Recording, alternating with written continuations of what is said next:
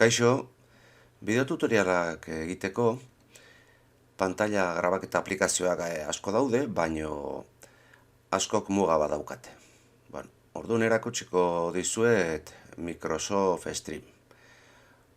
Hau daukagu Microsoften paketean, irakasle.eusekin dano daukagu, eta ez dauka mugarik. Goazen ba, ikustera. Microsoft Edgen gaudela, Firefoxen ez du uzten, orduan egingo dugu Microsoften navegatzailearekin. Jarriko dugu hemen Office 365 eta sartuko gara hezkuntzako aplikazio horretan. Hasi saioa, irakasle.euseko datua sartuko ditugu. Eta sartu gara Microsoft 365ean. Aplikazioetara joango gara, aplikazioak, eta hemendik, edo hemen azpian ere agertuko zaigu Stream. Pantalla grabatzeko honi eman beharko genioke. Dena den, bideo tutoriala bat grabatzeko, azala egingo dut lehenengo, eta hori egingo dut PowerPointekin. PowerPoint emango diot, eta azal bat egin diot. Egingo duena da bideo tutorialaren hasieran jarriko dut hau, eta gero ja hasiko naiz azaltzen azaldu behar dudana. Noa streamera berriro, eta pantalla grabaketari emango diot. Hemen ikusten duzue, agertzen zaidala, oso sinplea da, nire burua grabatzeko. Ikusten duzue, webkamarekin nire burua grabatzen dudala. Nik kasu honetan ez dut nahi, beraz isari emango diot eta kenduko diot. Eta besterik gabe, hasiko gineke, pantalla grabatzen. Galdetzen dit, zer grabatu nahi duran. Pantallatik, nik pestaina batzuk grabatu ditzaket, edo pantalla osoa. Pantalla osoari emango diot.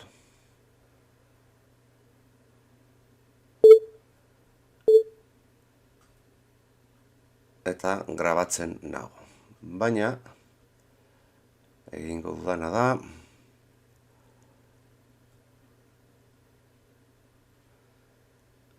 azala erabiliko dut hau, beraz, pantalla osoan jarriko dut, eta denbora pixka bat utziko diot pantalla grabatzen.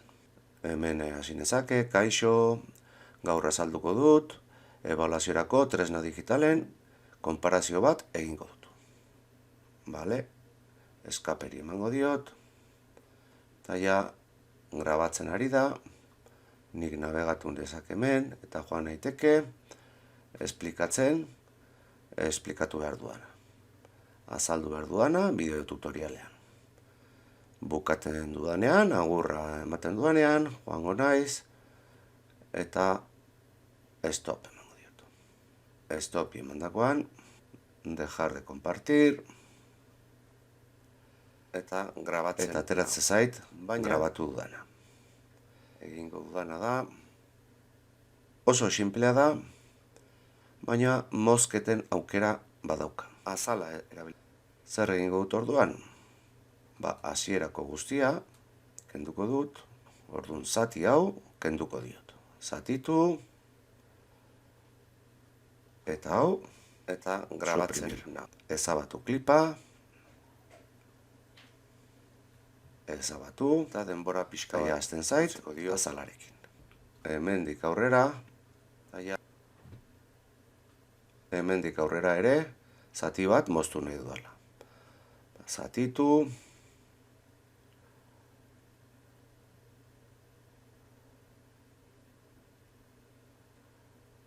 eta hemen hasi nahi dut.